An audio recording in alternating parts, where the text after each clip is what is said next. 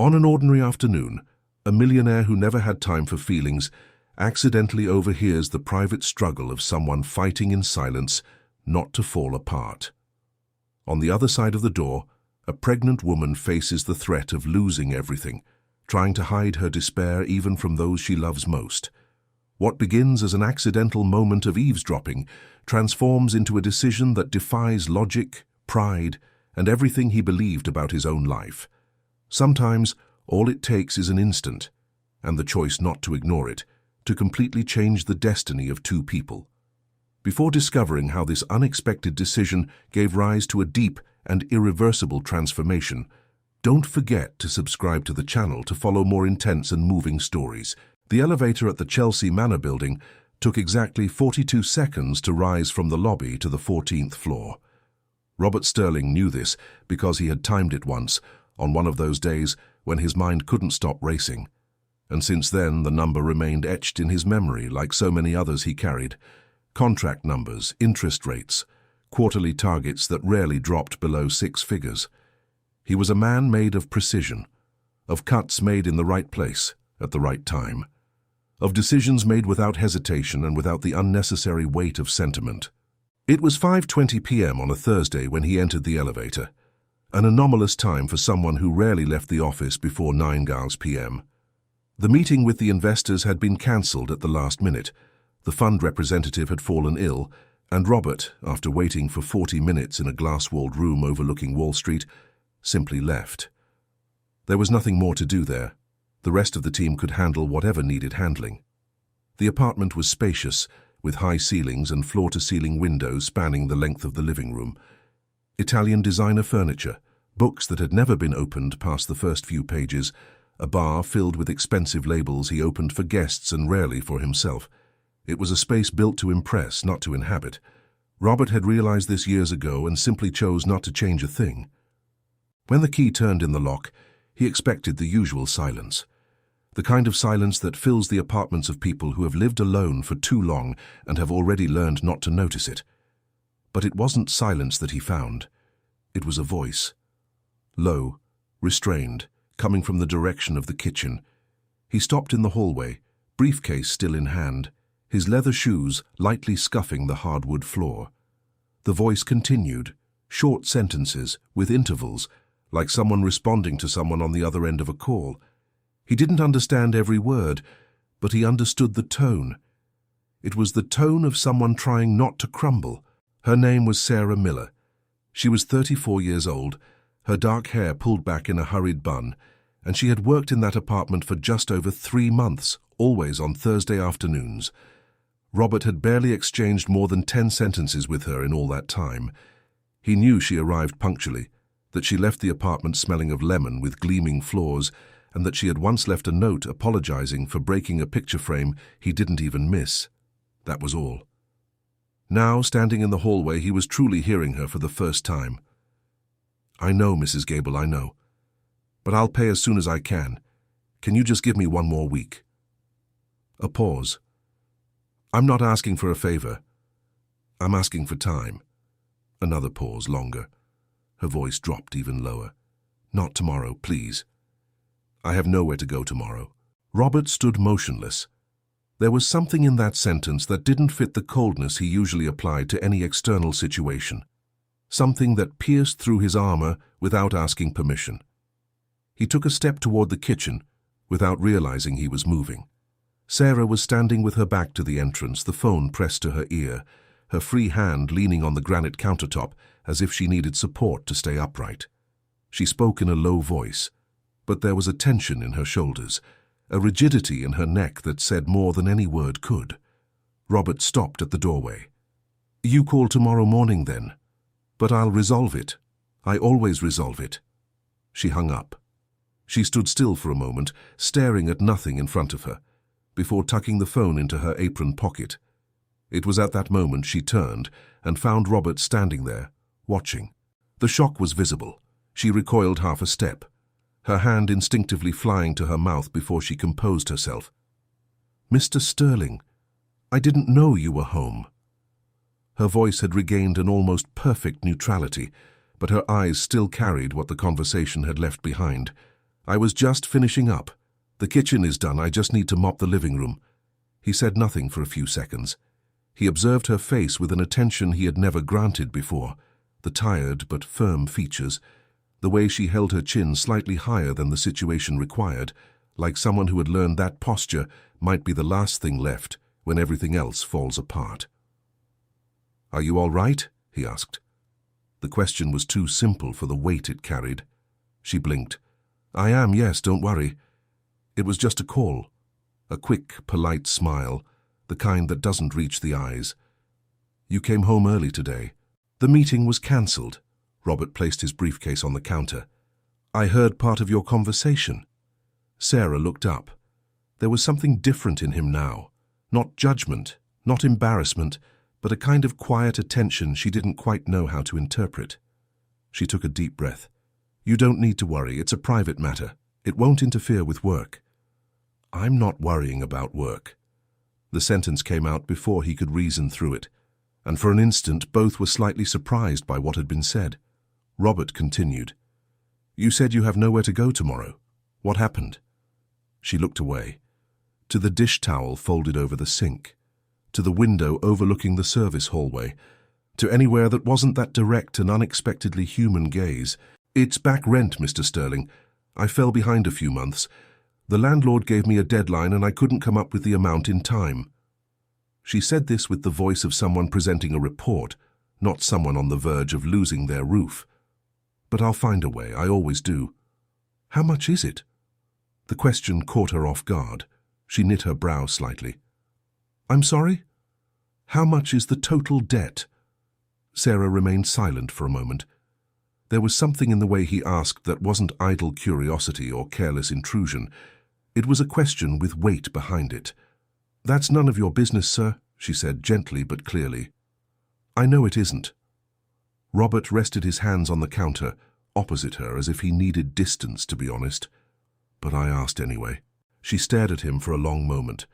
She had learned to distrust gestures like this. The unexpected generosity of those who have much usually comes wrapped in unspoken expectations.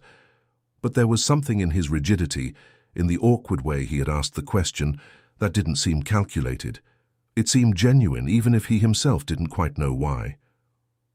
$3,200, she said at last, almost in a tone of defiance. Robert didn't blink. He didn't make any of the expressions she expected, surprise, hesitation, the reflex of someone about to back away. He simply nodded, as if the number were just another data point being processed. "I'll pay that," he said. The silence that followed was different from all the previous ones. Sarah didn't respond immediately. She looked at him with an expression that mixed incredulity with something she didn't want to name yet. "I didn't come here to ask for that," she said. "I know." Robert stepped away from the counter and walked toward the living room. "Can you give me your landlord's contact information? I'll transfer it today." She stood still in the kitchen for a few seconds, listening to his footsteps fade away. There was something strange happening inside her. Not gratitude, not yet, but something that preceded gratitude. The unsettling sensation that someone had stopped walking and truly looked at her. When she finally left the kitchen, her eyes were moist. She didn't let the tears fall, but she didn't hide them as well as she usually did either. The transfer was made at 6:43 p.m. Robert didn't even need to get up from his armchair. A few taps on his phone screen, the confirmation arrived in seconds, and $3,200 left his account, just as much larger sums did every day, without drama, without ceremony. To him it was a solved equation. To Sarah, who stood in the middle of the living room staring at her own phone screen, as the bank notification appeared, it was something else entirely. She said nothing for a long moment. Then, without looking at him, she said only, "I will pay you back, over time, but I'll pay it all back." "You don't have to," Robert replied, his eyes already on the report he had opened on his laptop. "For me, I do," she said, and there was a firmness in that which he did not contest. She was the one who called the landlord of the room she rented, a woman named Mrs. Gable, who lived in the same townhouse where Sarah occupied the back room in the Upper West Side, less than 2 miles away. The conversation was short. Mrs. Gable accepted the payment, but said she had already promised the room to someone else starting next week, that the notice to vacate had been given, and she couldn't undo it. Sarah listened to this in silence, her back to Robert, and when she hung up, she stood for a moment looking out the window. "Problem solved?" he asked without looking up from his laptop. She took a moment before answering. "The debt, yes." A pause. "The room, no. She's already rented it to someone else." Robert closed his laptop slowly. He looked at her. There was something he couldn't name happening in the center of his chest. It wasn't pity, he was sure of that, because pity was easy to identify and discard. It was something more uncomfortable, a kind of unsolicited responsibility that had appeared without asking. "Do you have somewhere to stay while you look for another place?" She crossed her arms, not in defense, but like someone who needs something to hold on to. "I'll resolve it." I've heard that before. The sentence didn't come out with irony. It came out as a direct observation, almost clinical, the way he used to point out inconsistencies in reports. She stared at him. There was something different about this man she had served for 3 months, without him even knowing her full name.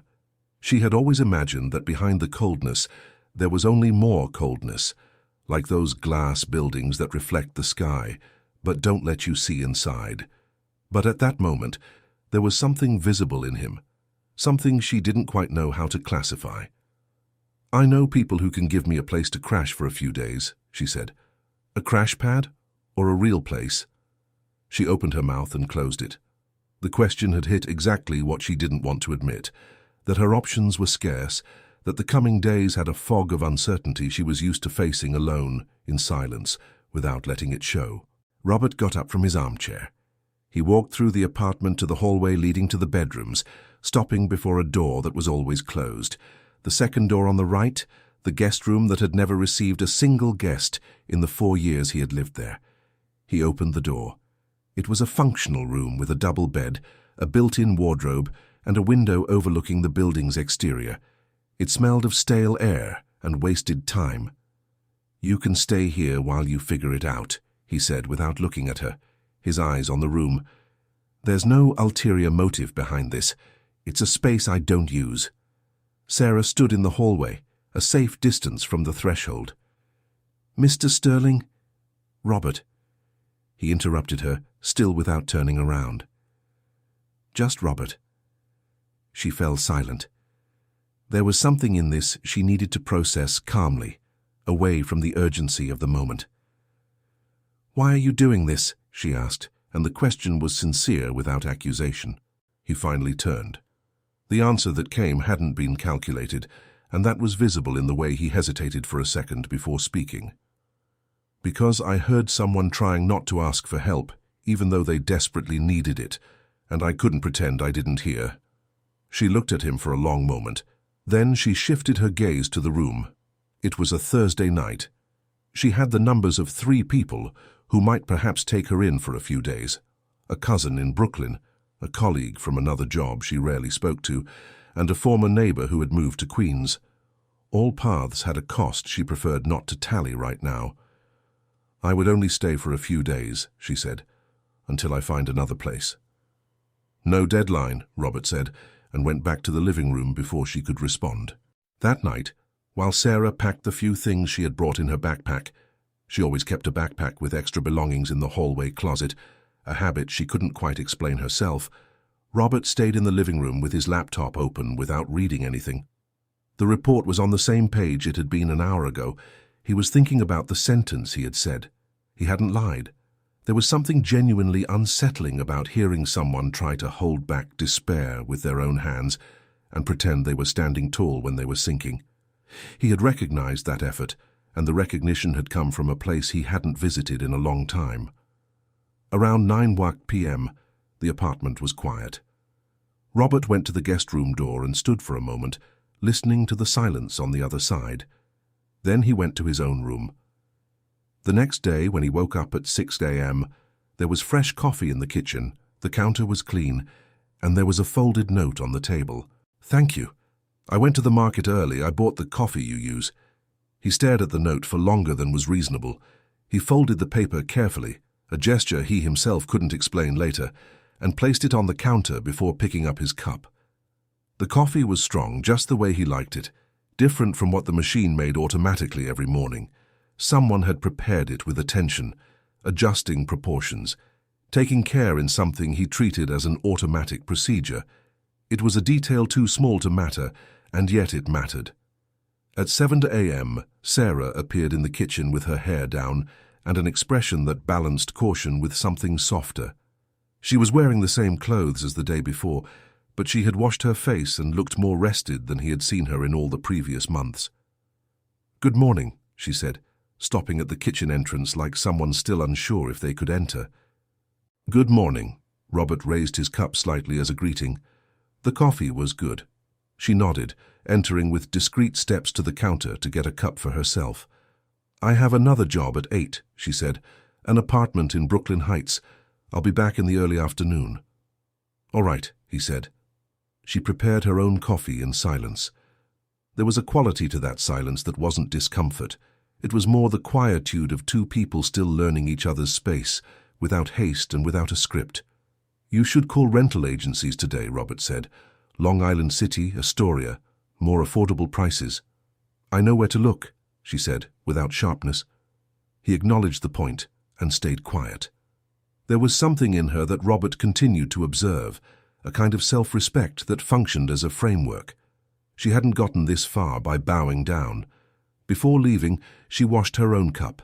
She grabbed her backpack in the hallway, said a short good morning and left. Robert was left alone in the apartment. But for the first time in a long time, the silence that remained wasn't the same as before. The days that followed were silent in a way Robert couldn't explain. Sarah would leave early, return in the early afternoon, stay in her room for a few hours, and appear in the kitchen around 6 with dry hair and an expression that continued to balance caution with something he still hadn't managed to name precisely. They ate dinner at different times. She would cook something simple for herself around 6 p.m. He would arrive late and heat up whatever he found or order delivery. But there was always, without either of them having arranged it, a bowl or a covered plate left in the fridge with a post-it. The first time she had written, "Rice and chicken. You can heat it for 2 minutes." He had heated it and eaten standing up in front of the window, looking at the lights of Manhattan, and had thought that he hadn't eaten anything made by another person in longer than he could remember. She had tried to look for rooms. That was a fact. She called agencies, visited 2 rooms in Harlem and 1 in Queens, but there was always something that didn't fit. The price above what she could pay at the moment, the requirement of 3-month security deposit, the address that complicated the commute to the jobs she had scattered across different neighborhoods of the city. She told Robert this one night, when the two of them ended up sitting at the kitchen table at the same time, him with a glass of water, and her with an open notebook where she had written down addresses and values crossed out one by one. "It's not easy," she said, without lament, just as a statement. Robert looked at the notebook. There was a meticulous organization in the notes, columns, values, side observations. It was the notebook of someone who thought with method, who didn't make decisions blindly.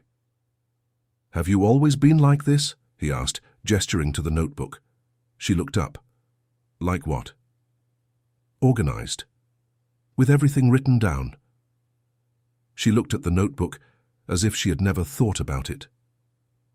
"I learned when my mother got sick," she said slowly. "There were so many bills, so many appointments, so many things not to forget. I was the one who wrote everything down."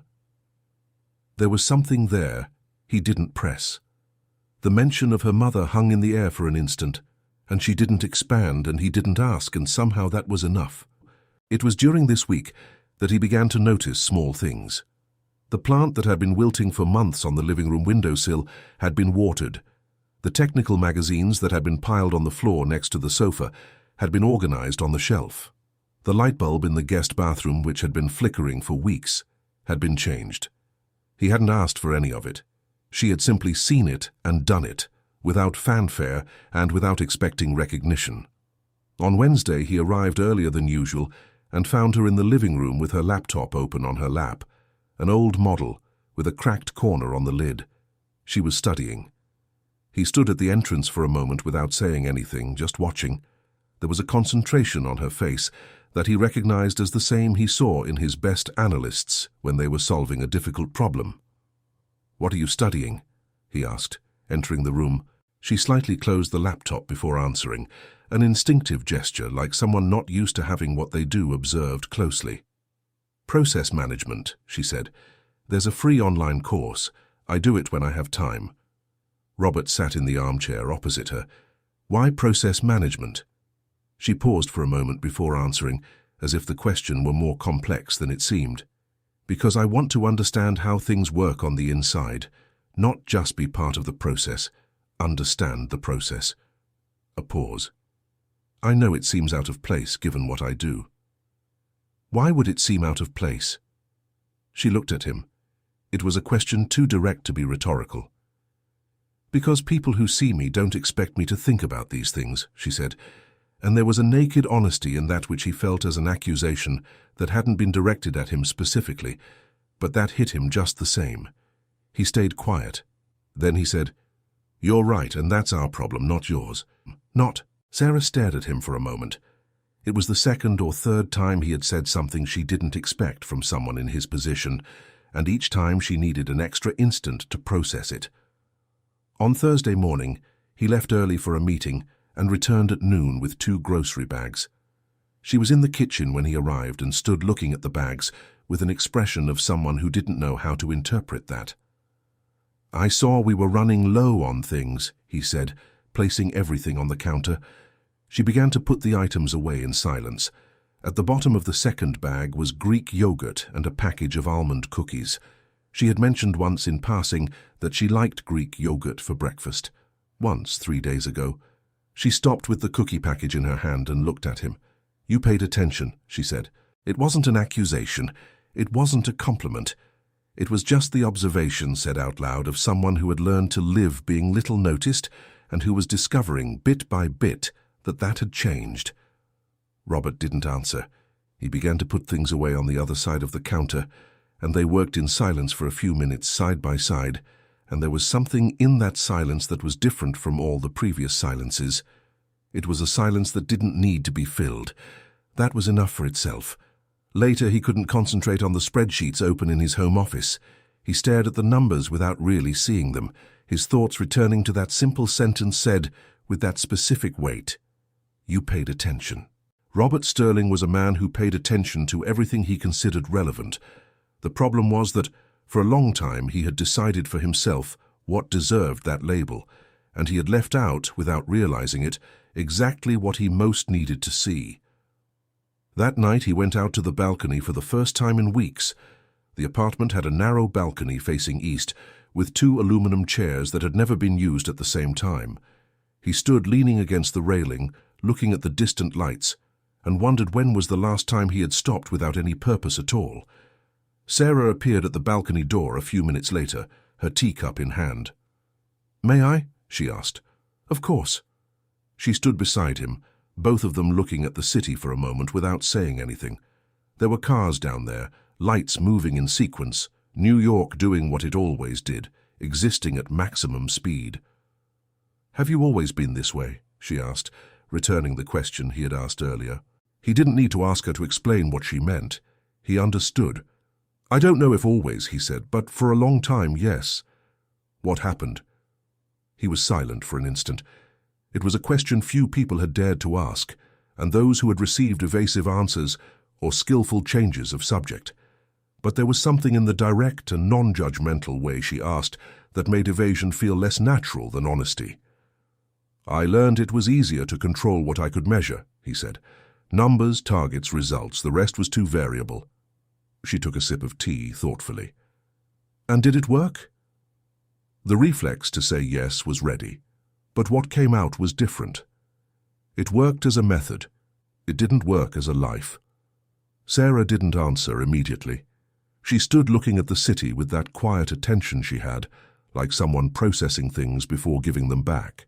"My mother used to say we confuse efficiency with happiness," she said at last, "that we get so good at doing things that we forget to ask if we actually want to do them." Robert stood looking at her. "Your mother was wise." "She was," she said simply, and she added nothing more, and he didn't press, and the silence that formed wasn't one of sadness, it was of respect. The kind of silence offered to someone when the absence of words is more honest than anything one could say. They stayed on the balcony for a few more minutes, and for the first time in 4 years, both aluminum chairs were occupied at the same time. The appointment had been scheduled for a Tuesday at 9 a.m. at a lab in the Upper East Side. Sarah had mentioned in passing one morning while the two were sharing coffee that she needed to do routine exams that were nearly a year overdue, the kind of thing that keeps getting postponed when money has a certain destination, and health seems to always have a week left over. Robert had listened without comment, but on Monday night when she was in her room, he looked up the lab, checked the times, and transferred the amount for the consultation and exams to her account with a short message. For tomorrow. No need to pay this back. She appeared in the living room with her phone in hand and an expression he hadn't seen in her yet. It wasn't surprise exactly, because she had already learned to expect the unexpected from him. It was something deeper, a kind of disorientation of someone who no longer knows where to put their guard because the danger they expected simply wasn't arriving. "Robert." "I already sent it," he said, without taking his eyes off his laptop. "Get some sleep." She stood still for an instant. Then she said softly, "Thank you," and she went off to her room. The next morning he got up earlier than usual. He straightened his tie while the coffee was still brewing, and when she came out of her room with her bag on her shoulder, he was at the entrance with his car keys in hand. "I'll drive you," he said. She stopped. "You don't have to. There's a subway 3 blocks away." "I know." He opened the apartment door. "But I have a meeting downtown, not until 11. There's time." Sarah looked at him for a moment, recognizing the pretext for what it was. Not a service, but a gesture. And she had learned that refusing Robert Sterling's gestures was a battle of attrition that was rarely worth the energy. They went down in silence in the elevator. The car was in the basement, a discreet black sedan different from what she had imagined for someone in his position. He drove with attention, without speeding, without the impatience that usually marked executives used to arriving first everywhere. There was something almost domestic in the way he navigated the morning traffic. At the lab, he parked and said he would wait. She opened her mouth to say it wasn't necessary, but he had already turned off the engine. She was inside for nearly an hour. Robert stayed in the car with his laptop on his lap, working in silence, or trying to work. In practice, he looked at the lab entrance more often than at the screen. There was something different about this, waiting for someone. He had waited in many places in his life, boardrooms, airports, hotel lobbies, but always waiting for something that would bring a measurable return. This was different. This was waiting just because the person on the other end deserved to have someone wait. There was a dissonance in this thought that he recognized. In how many situations in his life had he evaluated people by what they brought back to him? In how many relationships had he kept an invisible spreadsheet of debits and credits and ended the bond when the balance didn't close in his favor? The answer was uncomfortable enough that he closed the laptop and just stared at the lab entrance without trying to resolve anything. When she came out, her expression was lighter. The doctor had said everything was fine, just mild anemia that needed supplementation. She told him this as she got into the car, with a lightness of someone who doesn't realize they are sharing, simply sharing, without a filter, as if it were natural. Robert listened and said there was a good pharmacy on the way back. She looked at him. "You're going to stop at the pharmacy because of an iron supplement?" "I'm going to the pharmacy because I need aspirin," he said impassively, "and while I'm there I can pick up the supplement too." She tried not to smile. She didn't completely succeed. At the pharmacy, he bought the aspirin and the ferrous sulfate and a vitamin complex the pharmacist recommended, and paid for it all without ceremony, and when she went to open her mouth, he simply got into the car. It was a new language the two were learning, the language of care that doesn't ask permission but also doesn't impose, that just appears and offers itself, and lets the other person decide what to do with it. On the way back, traffic had stalled on the West Side Highway. They sat for 20 minutes, and during that time the conversation happened organically, without forcing. She spoke of the neighborhood where she had grown up, in Queens, of her father who worked at a printing press and her mother who had gotten sick when she was 22, and how that had changed everything in her life. He listened without interrupting, without giving advice, without trying to fix it. He just listened. Sarah rarely spoke of that period. She had learned early that people, faced with stories of hardship, either felt pity or felt discomfort, and she didn't want to provoke either. But there was something in Robert, that quiet attention he had developed in the last few weeks, or perhaps always had, tucked away in some place that work had clogged up, that made his silence receptive instead of empty. It was the kind of silence that welcomes what arrives without asking it to be different. There was something he was learning in those days, that listening was a form of presence he had never practiced properly, that there was a difference between listening to respond and listening to understand, and that he had spent decades in the first mode without realizing it. "You're not going to ask me anything?" she said when she finished speaking. "Whatever you want to tell me, you tell me," he replied. "I don't need to ask." She was quiet for a moment. Then she said, "Most people ask, they think they have a right to the full story." "The full story is yours," he said. "You tell me what you want, when you want." The traffic opened up. They moved forward. But when they reached the building and the car entered the garage, neither of them got out immediately. There was something suspended between them that needed an extra instant to settle, an accumulation of days and words and small gestures that were forming something larger than either of them had planned. It was Sarah who spoke first. "You know this isn't what I expected when I came to work here." "I know," Robert said. "And you?" He was silent for a moment. Then he said, with the precision of someone who chooses each word with care, "I didn't expect anything either, and that's exactly why all of this caught me by surprise." She nodded slowly. They got out of the car and went up together in the elevator, and when the door opened on the 14th floor and the apartment welcomed them with its Tuesday morning light, there was something different in the air. The feeling that that space, which had been built to impress, was finally starting to belong to someone. What neither of them knew yet was that that morning had been seen. In the basement hall, at the moment, the two were getting out of the car together, with the specific intimacy of those who share a space and a silence. There was a man standing near the service elevator, Mark Bennett, Robert's junior partner for 7 years, with whom he shared some residential projects in the Upper East Side. Mark had gone to the building that morning to return a signed document he had forgotten at the front desk. He saw everything in less than 30 seconds, and he said nothing. But he stood looking at the closed elevator for a moment, with an expression that wasn't surprise. It was calculation.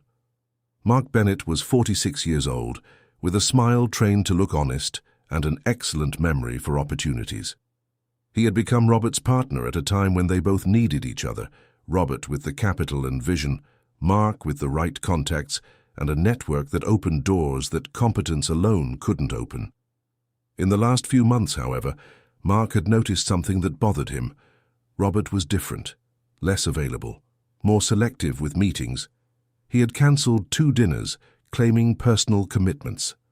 Now Mark knew what was happening. He called on Wednesday afternoon. At the time, he knew Robert was usually alone in his home office. "We need to talk about the Brooklyn project," he said, when Robert answered. "There are some details that need in-person alignment." "It can be next week," Robert said. "I'd prefer this week." A calculated pause. "Can I stop by tomorrow afternoon?" There was a pressure in the suggestion that Robert felt without being able to identify the source, but he agreed. The Brooklyn project was real, there were genuine pending issues, and there was no apparent reason to refuse. On Thursday afternoon, Mark arrived at the apartment with a folder of documents and a smile that didn't reach his eyes. Sarah was home. She had returned early from a job that had finished sooner than expected, and she opened the door. The scene was brief, her in an apron, opening the door of an apartment that wasn't hers to a man who examined her with his eyes in less than 2 seconds. "Good afternoon," Mark said too politely. "Good afternoon," Sarah replied, stepping aside. "Robert is in the living room." She went to the kitchen. Mark went to the living room where Robert was waiting, and the two greeted each other with the usual handshake. But there was something different in Mark's gaze, an ill-disguised curiosity, an antenna tuned in. They dealt with the Brooklyn documents. It was a mid-sized development with approval pending from a city commission, and there were deadline issues that needed a decision. Robert analyzed the documents with his usual precision, asked direct questions, took notes. For 20 minutes it was the same meeting as always. Then Mark folded the folder and said, almost casually, "Does she live here?" Robert didn't look up immediately. When he did, there was a deliberate calm in his gaze. "She's here temporarily, a housing situation. She works here. She used to. Now it's a different situation." Mark smiled, the kind of smile that doesn't need words to say what it thinks. "Robert." He leaned back on the sofa, crossing an ankle over his knee with the posture of someone who has time to spare. "I don't care what you do in your personal life, but I care about what it might mean for our business." "I don't see the connection." "The investors at the Sterling Fund are evaluating you as a person, not just as a manager. And people talk, my friend. The doorman talks, the neighbor talks, the secretary talks." A pause. "A situation like this can be misinterpreted." Robert was quiet for a moment. He had learned over the years that anger, when it appeared, was more effective when controlled, when it didn't explode, but stayed, dense and cold, precisely where it was needed. "Did you come here to deal with Brooklyn or to give me advice on my personal life?" he said. "I came to deal with Brooklyn." Mark uncrossed his ankles and stood up. The rest was just between friends. When Mark left, Robert stood in the living room for a few minutes. Then he went to the kitchen where Sarah was with her back to him, organizing the pantry. "Did you hear?" he asked. She paused. Then she went back to organizing. "Part of it," she said simply. "I'm sorry." She turned around. There was something on her face that wasn't hurt. It was something harder, older, the recognition of someone who had been through this before in different forms and had learned not to be surprised. "You don't need to apologize to me for what others think," she said. "I know, but you shouldn't have heard it." She looked at him for a moment. Then she said, "This kind of thing is going to happen more often, Robert. You know that, right?" He was silent. "The world you live in has rules about who you can care about," she continued, "and I don't fit easily into those rules." "I've never cared much about those rules," he said. "You've never had to." She said this without accusation, just as a fact. "It's different when you do." He stood looking at her. There was an honesty in those words that cut deeper than any direct criticism, because it didn't come from resentment, it came from clarity. She was seeing things as they were, without romance, without illusion, and she was offering him that vision as a gift he had the choice to accept or not. That night, Robert called Mark. The conversation was brief. "My personal life is not on any business agenda," he said. "If that changes anything in your willingness to continue in the partnership, let me know before the next meeting." Mark didn't respond immediately. When he spoke, his voice had lost the veneer of casualness. "All right, Robert, it was just an observation." "Received and filed," Robert said, and hung up. He stared at the phone for a moment. Then he went to the balcony, sat in one of the aluminum chairs, and looked at the city lights with the feeling, new, strange, almost disconcerting, that he had just defended something that mattered more than any project in Brooklyn or anywhere else. Sarah appeared on the balcony a few minutes later. She stood beside the empty chair for an instant, evaluating, and that moment of hesitation said more than any sentence. "You called him," she said. It wasn't a question. "I did." "What did you say?" "That my personal life isn't a meeting topic." He looked up at her. "And that if he has a problem with that, he should let me know before the next time he needs my capital." She was quiet. Then she sat in the other chair, slowly, with that way of hers of occupying space without asking for more than necessary. "You didn't have to do that," she said. "I know I didn't have to. I wanted to." Sarah looked at the city. There was a line of red and white lights on the highway below, the flow of cars that never stopped completely in New York. She had grown up looking at cities at night from much smaller windows, and there was always something at once depressing and alive in those lights. "There's something I need to tell you," she said, without taking her eyes off the road. Robert waited. I found a room in Astoria. The price fits what I earn now, and the landlord accepts it without a guarantor. She paused. I can move in next week. The silence that followed had a different quality than the previous ones. It was a silence with weight. Do you want to move? He asked. She turned her face to him, with that honesty that was her trademark. I think I need to, she said. Not because I want to leave, but because staying here without knowing what it means is harder than you imagine. Robert fell silent. What came out was simpler than any elaborate argument. What would you need to know to stay? She looked at him. Is that a serious question? I don't ask any other kind. Sarah took a deep breath. She had been carrying that question inside herself for weeks. She had learned that gestures of generosity from men in positions of power were rarely simple, that there was always a bill even when no one presented it, that accepting help could mean, in certain dynamics, losing ownership of oneself. And yet there was something in Robert that didn't fit that pattern. Not because he was perfect. She had seen the coldness, the difficulty with emotions. But there was that growing attention, the Greek yogurt, the doctor's appointment, the call to Mark. I would need to know that you see me, she said finally, not as a situation to resolve, not as a project, as a person. I see you, he said, and he spoke with the same dry precision he used to confirm numbers, without ornament, without performance, just the naked affirmation of what was real. She looked at him for a long moment. Then she shifted her gaze to the city lights, and there was something in the corners of her eyes she didn't try to hide this time. Then I'll stay for 1 more week, she said, and we'll see what happens. Robert didn't smile, but there was something that changed subtly in his shoulders, like someone who had been supporting a weight that had finally found support. They stayed on the balcony until late, and both aluminum chairs remained occupied. The following weeks were woven from small things that, added up, formed something impossible to ignore. Robert had cancelled a trip to Chicago for a conference that, 6 months ago, he would have considered mandatory. He had arrived home early 3 days in a row. He had started preparing coffee himself on the mornings she left before 7, and had discovered with some surprise that the process had something meditative about it. The measure of the grounds, the water at the right temperature, the minute of waiting before pressing. Sarah had found a rhythm in the apartment that was neither guest nor employee, but something that didn't yet have a precise name. She continued going to her jobs in other apartments. There were 4 steady clients scattered across the Upper East Side, Brooklyn Heights and Greenwich Village, and when she returned she studied for a few hours, made notes in her organized notebook, and sometimes sat on the balcony with her tablet watching course lectures, her headphones around her neck, and the expression of someone building something that didn't yet have a visible shape but existed, concrete and real, in her mind.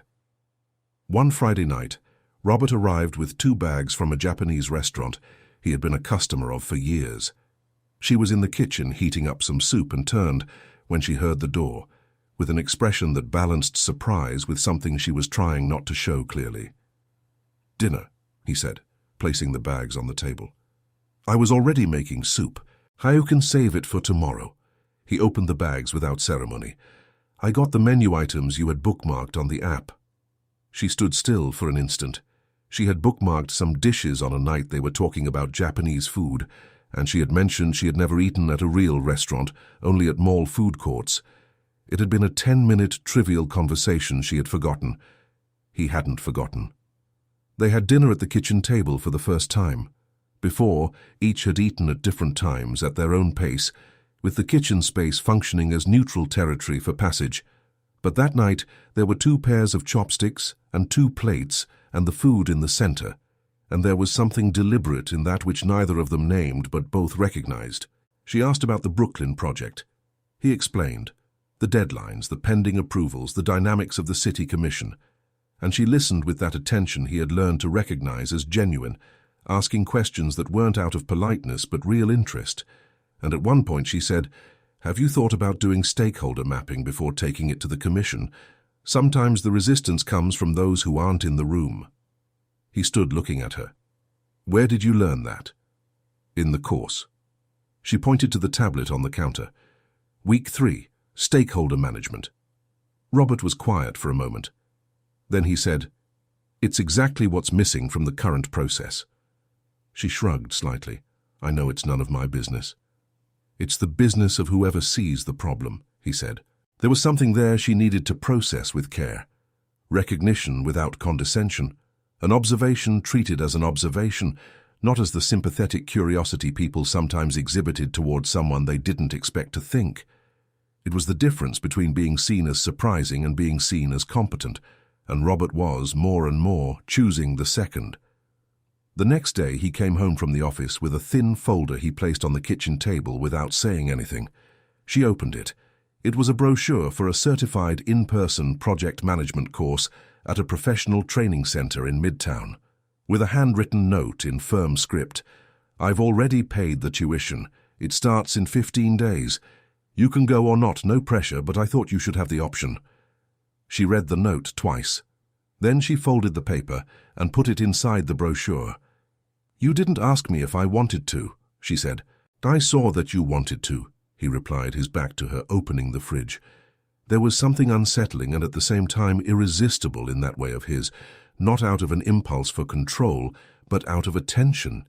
He had observed enough to know, and he had acted based on what he knew, not what he presumed. It was a fundamental difference she had taken time to identify clearly, but now saw with sharpness. "Thank you," she said, simply that. "You'll do well," he said, still with his back turned. "It's a matter of having the right structure." She looked at the back of his neck for an instant. There was something in this man that had changed without fanfare in the last few months, or perhaps that she had begun to see more clearly. The rigidity was still there, the sharp angles of a personality that had been molded by years of efficiency above all else. But there was also that new, discreet openness that appeared in gestures and rarely in words, which was his way of saying what he felt without running the risk of saying it wrong. That week she began preparing the material for the course, and on a night when Robert was in his home office with the door ajar, and she was in the living room with notebooks spread across the sofa, studying, there was a moment when the two simply existed in the same space in silence, each at their own work, each at their own pace, and there was a complicity in that so natural they only noticed it later, when she went to get water and passed the office door, and he looked up for a second, and the two looked at each other briefly, and there was a question and an answer in that look at the same time, without a single word needing to be said. She continued to the kitchen. He went back to the screen. But the apartment had changed temperature in that instant, and both knew, each in their own way, that what was being built there no longer fit the word temporary. There was, however, a shadow Sarah carried without letting it show. An ex-boyfriend of 2 years, 4 years ago, a man of generous appearance who had started exactly as Robert had started, with gestures of care, with attention, and who had ended in a way that had left her with an emotional debt that took years to pay off. There was nothing the world easily named as damage. There was only the silent erosion of a dynamic where care had become control, where gestures had a price. She hadn't told Robert this. There were nights she lay awake staring at the ceiling thinking, "What guarantees me it's different?" The answer that arrived wasn't reassuring like a certainty. It was the observation that Robert had never asked for anything in return, that when she disagreed he listened, that when she set a limit he backed off without resentment, that there was a consistency in the way he acted that didn't depend on the mood of the day. That wasn't a guarantee, but it was evidence. On a Thursday afternoon, the phone rang with an unexpected number. It was Mrs. Gable, her former landlord, calling to see if Sarah was okay. There was something touching in that, the woman who had needed to follow the rules of her own tight budget, calling just to check in. Sarah talked for 20 minutes, and when she hung up, she stood for a while with the phone in her hand. Robert passed through the living room and saw the expression. "Everything okay?" "Yes." She placed the phone on the table. "It was Mrs. Gable, the landlord of the room where I lived." "Does she want something?" "No, just called to see if I was okay." Sarah was silent for an instant. "Some people do that. Call just to know." Robert stood at the living room entrance. There was something in her observation that wasn't directed at him, but that arrived as things do when they touch something unresolved, slowly and with precision. "I should call more," he said. Who? He thought. There was a brother in Boston he talked to 3 times a year. People who had fallen by the wayside because maintaining contact required availability, he had systematically redirected to other priorities. A lot of people, he said. She nodded without comment, but there was a glimmer in her eyes of someone seeing a person becoming more whole. That night, he called his brother in Boston. He stayed on the phone for 40 minutes, laughing at something she couldn't hear from the hallway. When he returned to the living room, there was a lightness on his face that had nothing to do with business resolved. It was the lightness of someone who had just remembered they have roots. She smiled at her own notebook, and he saw it, and he kept that smile with the care of someone who knows that certain things, once seen, can no longer be ignored. It was Mark who lit the fuse. Not spontaneously. Mark Bennett never did anything without calculating the return, but because there was something in the imbalance of that situation he couldn't let pass. Robert distracted was Robert vulnerable, and Robert vulnerable was a window of opportunity that a man like Mark rarely left closed. He did it with apparent elegance. At a meeting with the investors of the Sterling Fund, at a lunch at a high-end restaurant in Midtown on a Thursday at noon, Mark mentioned, almost in passing, that Robert had been preoccupied with other things. The sentence was said with the affectionate tone of someone worried about a partner, but the effect it produced was calculated. The 2 investors present exchanged a quick look that Mark registered with discreet satisfaction. What Mark didn't know, or knew and underestimated, was that Robert had an information network as well calibrated as his own. One of those present at the lunch, an investor named Howard Vance, had worked with Robert for years before becoming a fund shareholder and considered loyalty a currency more valuable than most people in the financial market. He called Robert on the way back from the restaurant. "Your partner is opening windows," Howard said without preamble. Robert listened to the report in silence. He didn't say anything for a few seconds, then he thanked him and hung up. When he arrived home that night, Sarah noticed the difference immediately. There was a different quality to his silence, not the concentrated silence of work, but the tense silence of someone processing something they hadn't yet decided how to resolve. She didn't ask. She prepared tea, placed the cup on the edge of the office desk, and left without saying anything. He stared at the cup for a moment. Then he went to the living room. "You noticed," he said. "I noticed something happened," she said carefully. "I don't know what." He sat on the sofa. He told her about the lunch, about Mark's sentence, about Howard's call. He spoke with the precision of someone presenting facts without dramatizing, but also without hiding the weight it carried. She listened until the end. Then she was silent for a moment. "He did that because of me," she said. It wasn't a question. "He did that because he thinks I'm vulnerable," Robert said. "He's wrong, but he believes he's right." "It's the same thing," she said. "The pretext is me." There was something in her voice that wasn't guilt. She had overcome guilt a long time ago. It was something closer to weariness, the weariness of someone who knows the world charges a specific price for certain choices, and that this price is rarely charged to those on the top floor. "Sarah, I'm not saying it's your fault," she interrupted him, but with gentleness. "I'm saying it's real, and you need to decide how you're going to deal with it, not me." He looked at her. "I've already decided." "You decided in the heat of the moment. That's different." It was the second time she had offered him that clarity, the distinction between impulse and choice, between reaction and position. It was a distinction he had neglected for years, operating on the autopilot of efficiency, and she brought it to the surface with that honesty that wasn't cruelty, but care. "Are you telling me to rethink?" he asked. "I'm telling you to think for real, calmly, without me in the middle as a variable." He was silent for a long moment.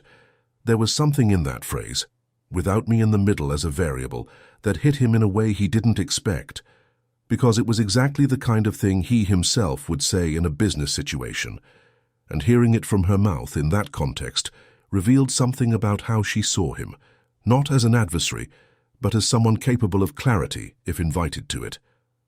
"And if the variable is what matters," he said slowly. She looked up. There was something there that had needed to be said for weeks, and that the two had skirted with the care of those who don't want to break something fragile before it's firm enough to hold the weight.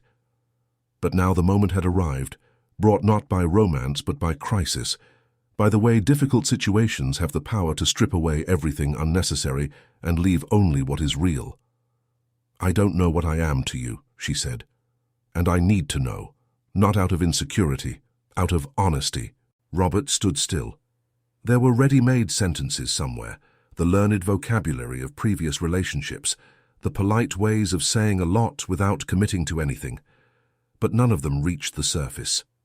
What reached was this: "You are the person I look forward to seeing when I leave, the person I want to share what happens in the day with, the person whose judgment I respect more than that of any partner, investor, or consultant I've ever worked with in my life."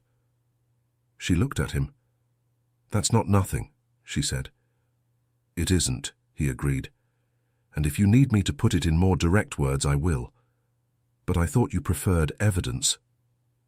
The silence that followed was different from all the others.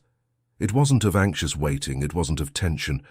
It was the silence of two people who had just put something true on the table and were giving the other space to look at it without haste.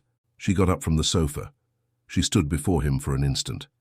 Then she said in a low voice, "Me too. Since before I wanted to admit it." And she went to her room. But that night, for the first time, she left the door ajar. The next morning, Robert arrived at the office earlier than usual. He called a meeting with his corporate lawyer at 8 a.m., a man named Mr. Richards, dry and reliable, who had worked with him for 6 years. He laid out everything Howard had reported. The lawyer listened, asked questions, took notes. "This isn't enough for immediate corporate action," Mr. Richards said, "but it's enough for an internal audit of the last 18 months. If there's something he doesn't want you to see, an audit will find it." "Start it," Robert said. "Art." It was then that the audit revealed what Mark had spent months trying to hide within the natural tangle of a mid-sized development company's numbers. A series of payments to a consulting firm that wasn't in the original contracts, with values totaling, in the last 12 months, just under $380,000. The consulting firm had been created 6 months before the first payments. The principal partner was Mark's brother-in-law. It wasn't a sophisticated scheme. It was the kind of embezzlement that works as long as no one looks closely. He stared at the documents for a long moment. There was anger, a cold and precise anger, the kind that doesn't explode but decides. There was also the recognition that he had been blind and that blindness had cost him dearly. But there was also a new clarity. Because looking at those documents he realized that the only reason the audit had been called was Sarah. If she hadn't entered his life, if he hadn't started questioning his own patterns, he would have continued looking at Mark's numbers with the same blind trust as always. The 380,000 would have become 500 until the point where the damage was irreversible. There was a beautiful irony in that. The situation Mark had tried to use as Robert's weakness was, in fact, what had protected Robert from Mark. He called the lawyer, gave instructions. When he arrived home that night, Sarah was in the kitchen. She saw his expression and waited. "The audit found something," he said. She was quiet. Mark had been diverting funds through payments to a shell company. Robert placed the folder on the table. "It's all documented. The lawyer is filing the formal notice next week." Sarah looked at him for a moment. "Are you okay?" It wasn't a question about business. It was a question about him. "I am," he said. And then, with his usual precision, but with an openness that wasn't there before, "I only would be, because you're here." She went to him. She placed her hand on his shoulder, the first physical gesture of affection she had made since arriving at that apartment, small and direct like everything about her. He covered her hand with his, and they stayed like that for a moment, in the silence of the kitchen, with New York outside doing what it always does, and the two of them inside, finally still. The process with Mark was resolved out of court. The lawyer had put together an impeccable dossier, and when confronted with the evidence at a formal meeting in Midtown, Mark didn't try to deny it. He signed the partnership termination agreement, committed to repaying the amounts in installments, and left the firm without fanfare. Robert didn't feel triumph. He felt more than anything else a kind of closure, the kind of feeling that isn't joy but relief, the perception that something that had been crooked for too long had finally been set straight. What he felt later was something else, a question that arrived a few hours after the meeting, when he was in the car on the way back, alone with the silence and the afternoon traffic. What now? The partnership was over. The Brooklyn project would need a new operational partner or a complete restructuring. There were decisions to make, contracts to review, a series of pieces that needed to be repositioned. It was exactly the kind of problem that, months ago, would have consumed all his attention for weeks. But what he thought of first, before any contract, before any project, was Sarah. How she had heard the story of the meeting with Mark with that same quiet attention. How she had asked 2 precise questions about the agreement, and then, when he had answered, had said only, "Good. Now you can move on." With the naturalness of someone who didn't need to elaborate more than necessary. There was something in those 5 words, "Now you can move on," that carried more than they seemed, because she had said it in relation to the agreement, but he had heard it in relation to something bigger, as if the last few weeks had also been a kind of agreement with himself, with the patterns he had cultivated, with the priorities he had left out of reach for too long. When he arrived home, she was on the balcony with her course notebook on her lap. The afternoon sun hit sideways, making a specific light New York has at 5 p.m. on certain March days, when the sky is between blue and orange and the world seems less hurried than usual. He went to the balcony and stood at the doorway. "I need to tell you something," he said. She looked up from the notebook. Robert wasn't a man for speeches. He had given presentations to rooms full of executives. He had negotiated contracts in the millions with a steady voice and aligned arguments.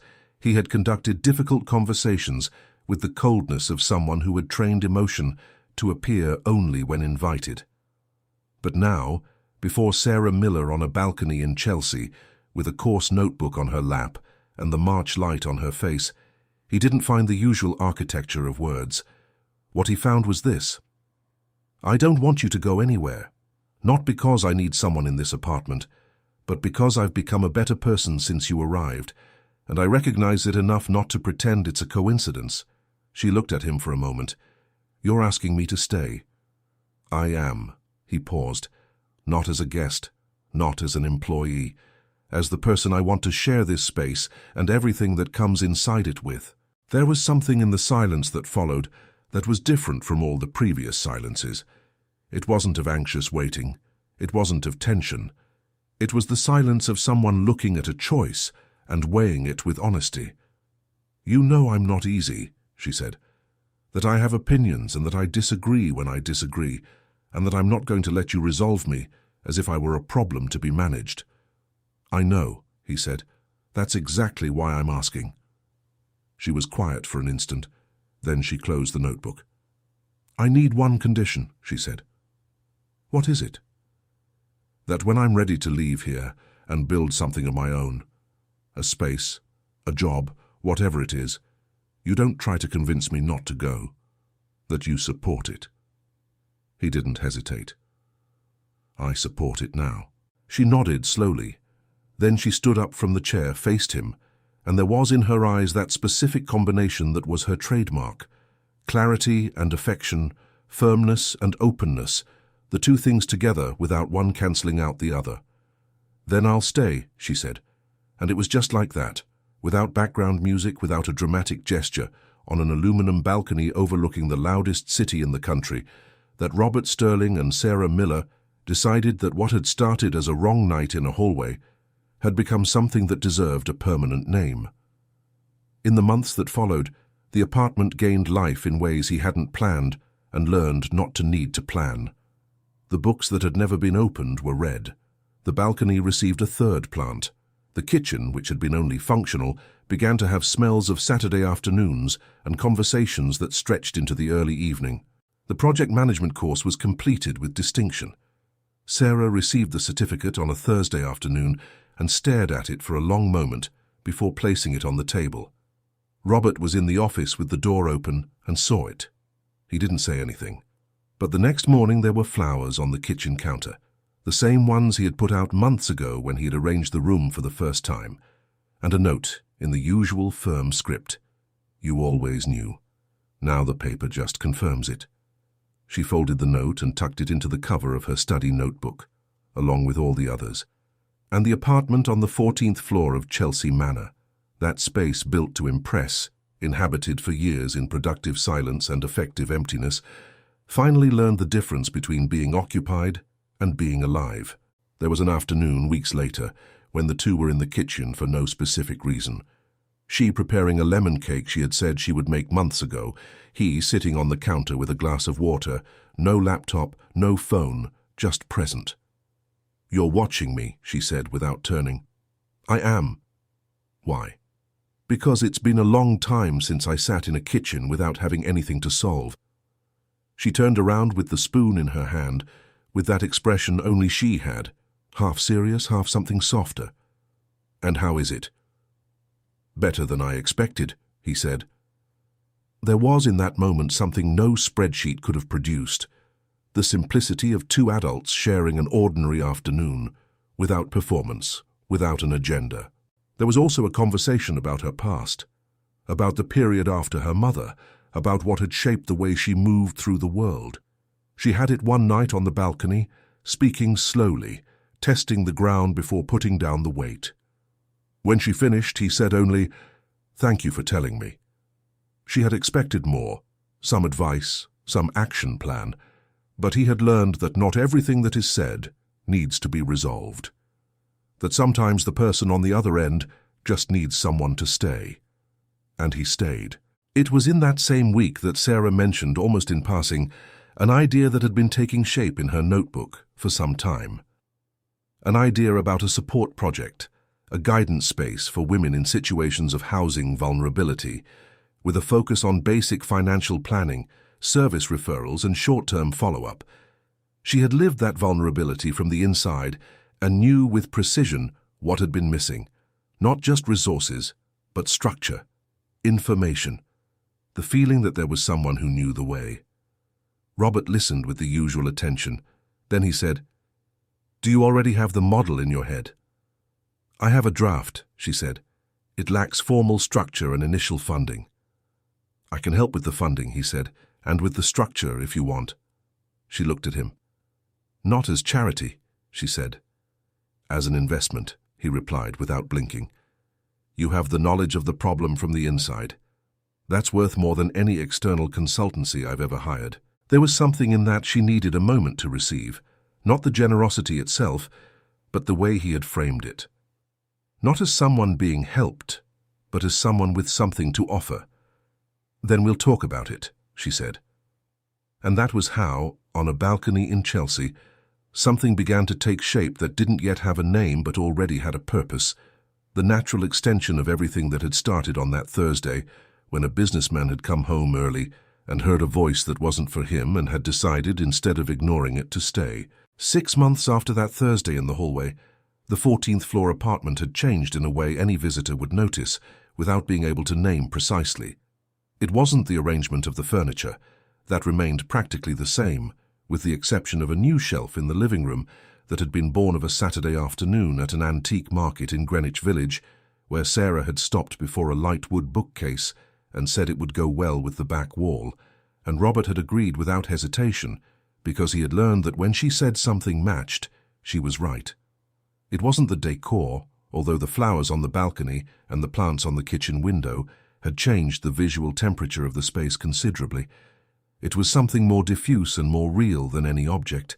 It was the quality of the air, the feeling that that place belonged to someone, that it had been inhabited with intention and not just occupied for convenience. The project had gained a name, the Anchor Point, a small initiative still based in a rented space in the Lower East Side, which served women in housing and financial vulnerability on Wednesdays and Fridays. Sarah conducted the sessions with the help of 2 volunteers she had found through a social worker known to Robert's lawyer. The initial funding had come from an account Robert had structured as a social investment, not charity as she had asked, but capital with structure and accountability, treated with the same rigor as any other project in his portfolio.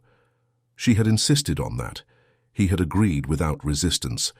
And there was something in that dynamic, her demand for rigor, his willingness to meet it, that was at once pragmatic and deeply effective, because respect, when it is real, appears exactly in those details.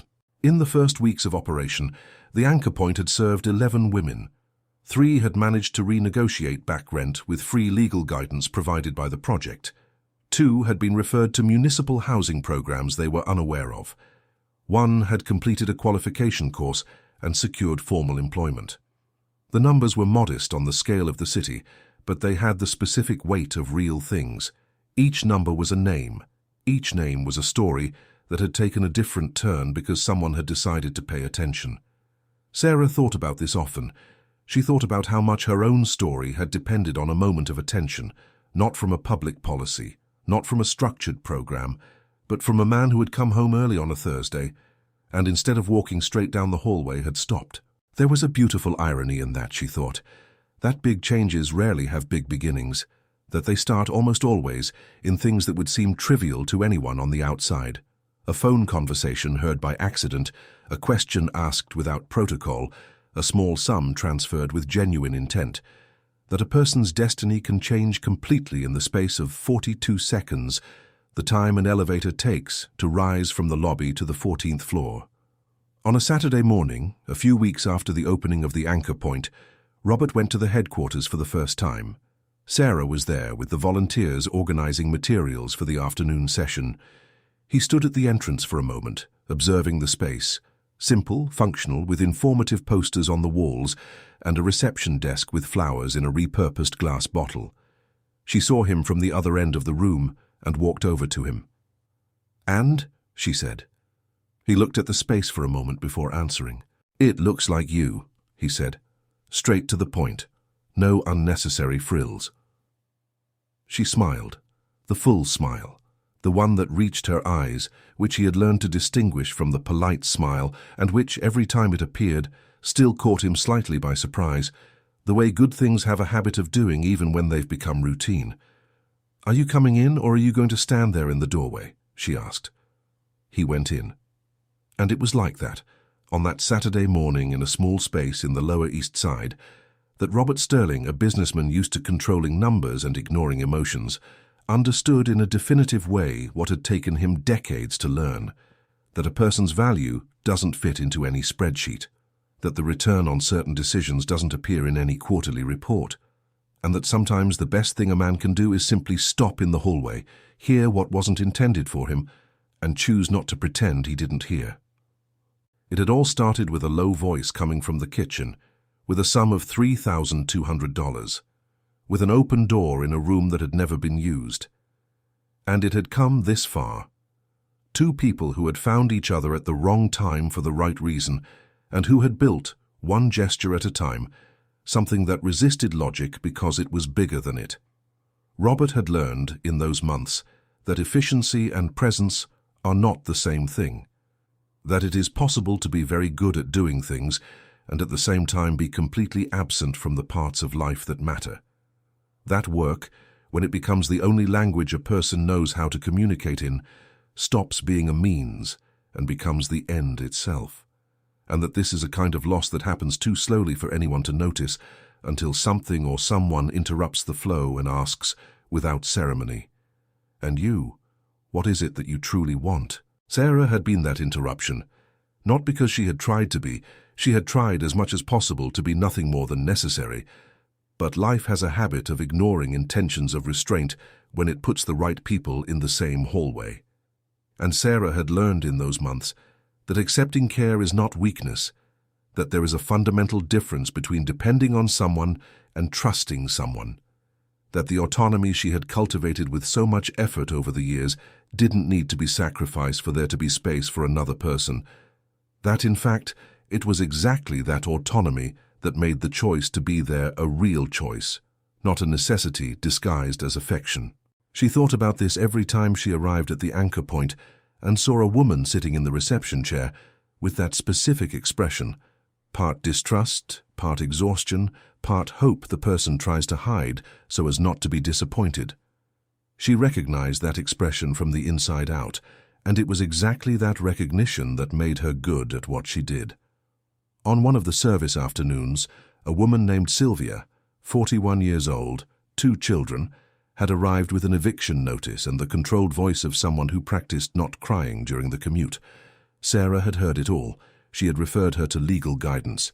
She had given the numbers of 3 housing programs with open spots.